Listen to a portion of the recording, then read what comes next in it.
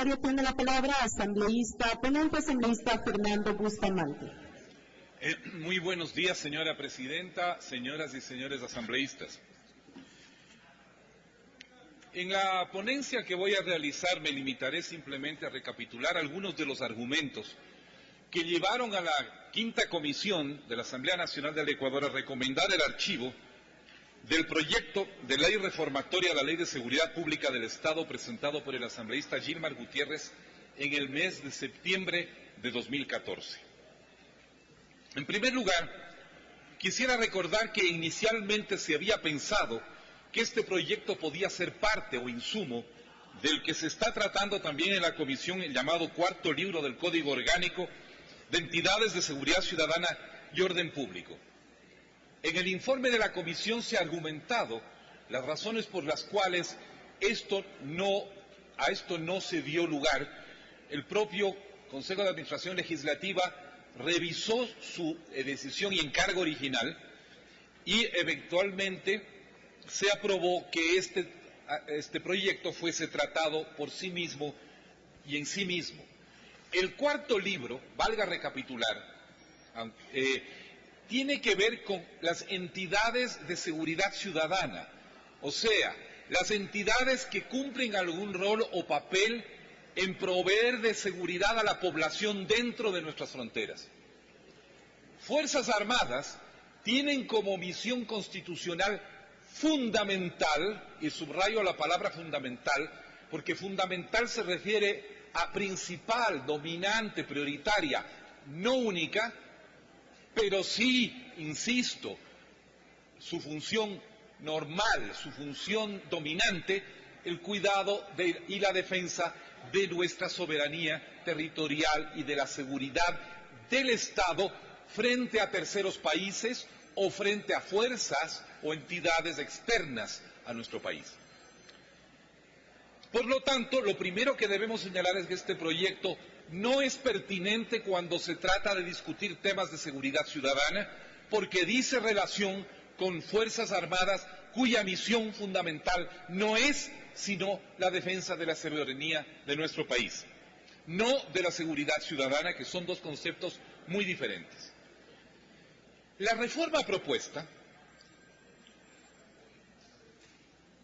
buscaba dar, mediante en la Ley de Seguridad Pública del Estado, darle a las Fuerzas Armadas la atribución para combatir el crimen organizado transnacional, el narcotráfico y el terrorismo.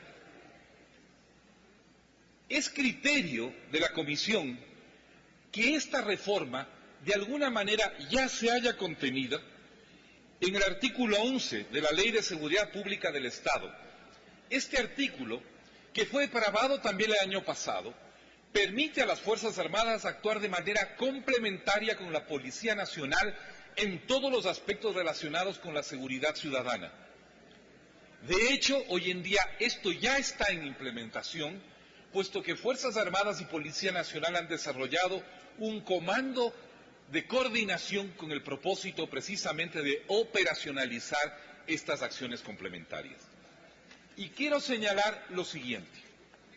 En la Ley de Seguridad Pública del Estado, en la reforma que pusimos en marcha, no se dice que es tarea fundamental de Fuerzas Armadas combatir tal o cual amenaza a la seguridad ciudadana. Es más genérico y por lo tanto más amplio que la reforma propuesta, puesto que simplemente deja a criterio de la autoridad cuáles son esas acciones complementarias que podría excepcionalmente llevar adelante Fuerzas Armadas. Primera cosa que es necesario señalar, esta participación de Fuerzas Armadas es ocasional, es excepcional, no puede nunca ser considerada parte fundamental y normal de su actividad profesional. Primero. Y segundo, es además genérica, no decimos a priori, no decimos de antemano para tratar de qué amenazas se debe utilizar el concurso de Fuerzas Armadas, porque es claro que las amenazas en sí mismo varían con el tiempo, evolucionan con la propia evolución del mundo y de los peligros que amenazan a nuestra población. Por lo tanto, en el artículo 11 de la Ley de Seguridad Pública del Estado se dejó eso sumamente amplio para irse adaptando precisamente a circunstancias que ni la autoridad ni el legislador pueden o han podido prever. ¿Quién hubiera dicho, por ejemplo, hace 40 o 50 años, que la trata de personas o el propio narcotráfico serían vistas en algún momento como amenazas fundamentales o importantes a la seguridad de nuestros estados? Necesitamos legislar pensando no en la amenaza particular y específica que hoy en día nos amaga, en la problemática circunstancial que puede o no ser permanente, que puede o no ser pasajera, sino simplemente dejar un marco particular, un marco general que permita a la autoridad cumplir con sus obligaciones fundamentales, que son en este caso darle seguridad a la ciudadanía y tranquilidad y paz a la conducción de nuestra vida en sociedad. Finalmente, quiero enfatizar, por lo tanto, que no nos parece conveniente amarrar a Fuerzas Armadas a una tarea particular, combatir tal o cual amenaza. El día de mañana, tal vez el narcotráfico deje de ser un problema fundamental de seguridad. Yo creo que así va a ocurrir, así tiene que ser, y entonces vamos a tener una ley que va a pecar de inútil, de sobredimensionada, de innecesaria. Sí creo que también debe enfatizarse que es tarea complementaria de Fuerzas Armadas, y por complementaria es accesoria, secundaria, adicional a lo que son sus misiones fundamentales, y no solamente excepcional, y no solamente circunstancial, y no solamente ocasional. Finalmente, otro criterio que la Comisión tiene es que es extremadamente peligroso convertir una tarea de orden público y de lucha en contra del crimen en tarea permanente de Fuerzas Armadas. Es sobrada la experiencia internacional que existe en torno a esto, experiencia no afortunada, experiencia más bien desdichada. Todos los países que han puesto a sus Fuerzas Armadas en el centro de la lucha en contra del crimen organizado o del terrorismo o de el narcotráfico han debido pagar un alto precio en términos de desinstitucionalización, en términos de corrupción, en términos de desprofesionalización. Por ejemplo, en el caso de las Fuerzas Armadas del Perú, uno de los análisis que se hicieron después de su deficiente conducta en la guerra de 1995 fue que las Fuerzas Armadas peruanas habían estado durante 10 años anteriores básicamente volcadas a combatir el narcotráfico, habiendo perdido buena parte de su entrenamiento y capacidad profesional en esa empresa. No es conveniente, no es adecuado convertir ese tipo de tareas en tareas fundamentales o centrales de Fuerzas Armadas.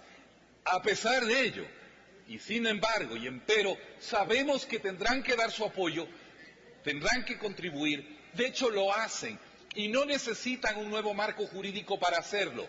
Por ejemplo, la Armada Nacional ha descubierto e interceptado submarinos de narcotraficantes. Es normal que la Armada Nacional haga eso. Nadie ha discutido la legalidad de lo que hace la Armada Nacional. Nadie ha puesto en duda que la Armada Nacional actúa dentro plena de sus competencias si un submarino extranjero o no viola el mar territorial ecuatoriano con cualquier propósito que sea peor para cometer crímenes. Por lo tanto, por todas estas consideraciones, nos ha parecido innecesario seguir con el trámite de esta ley. Lo que se quiere lograr con ella, que es la colaboración de Fuerzas Armadas en la seguridad ciudadana, ya está cubierto por el artículo 11 de la Ley de Seguridad Pública del Estado. Es importante que esa participación de Fuerzas Armadas en la seguridad ciudadana sea siempre complementaria y accesoria y nunca central y fundamental. Y tercero, parece peligroso, parece inconveniente que la lucha en contra de fenómenos con altísimo potencial de corrupción y desinstitucionalización no se convierta en tarea fundamental de Fuerzas Armadas. En el poco tiempo que me queda quiero hacer un último comentario. En general, la propuesta de convertir a nuestras Fuerzas Armadas en la región en policía antinarcóticos o en grupo de operaciones antiterroristas es una propuesta que viene desde los Estados Unidos, viene desde una doctrina de seguridad norteamericana que ve el rol de nuestras Fuerzas Armadas como complementario y accesorio al cuidado de los intereses de las cosas que realmente le afligen a los Estados Unidos. En la definición de las amenazas que los Estados Unidos confronta, terrorismo, narcotráfico y crimen organizado transnacional están en primerísimo lugar. Y de esa forma fue como ellos concibieron durante mucho tiempo la organización de nuestras policías y de nuestras Fuerzas Armadas. Esto es una doctrina que hoy en día nuestros propios países y nuestras propias Fuerzas Armadas han puesto en cuestión y no quieren aceptar y no van a aceptar. Quiero decir por último, en este marco, ¿no es cierto?, que en realidad, si ustedes ven, el Ecuador no es un país que enfrente un problema terrorista importante. En Ecuador no existe, no ha existido en muchos años una amenaza terrorista y mucho menos ha sido el Ecuador base de operaciones para realizar actos terroristas en contra de otros países. Es importante darse cuenta que nuestras fuerzas policiales en general han sido altamente eficaces y han sido altamente capaces para hacer frente al crimen organizado y al narcotráfico. Las estadísticas de conducta de nuestra Policía Nacional en eso son ampliamente satisfactorias.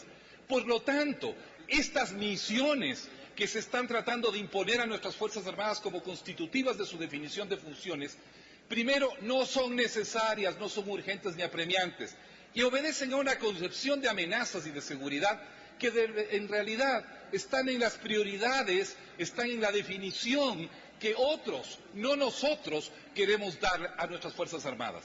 Por estos razonamientos, por esta discusión, es que nosotros nos hemos permitido sugerir al Pleno que archivemos este proyecto de ley y que, de alguna forma, sigamos en otra cosa. Yo personalmente quiero finalmente afirmar una cosa. Nosotros hemos defendido en la comisión, yo personalmente defiendo la posición de que la reforma al artículo 11 de la Ley de Seguridad Pública del Estado no adolece de inconstitucionalidad, que es absolutamente constitucional y que no es necesaria ninguna enmienda a la Constitución en este punto. Gracias, señora presidenta, gracias, estimados colegas. Gracias.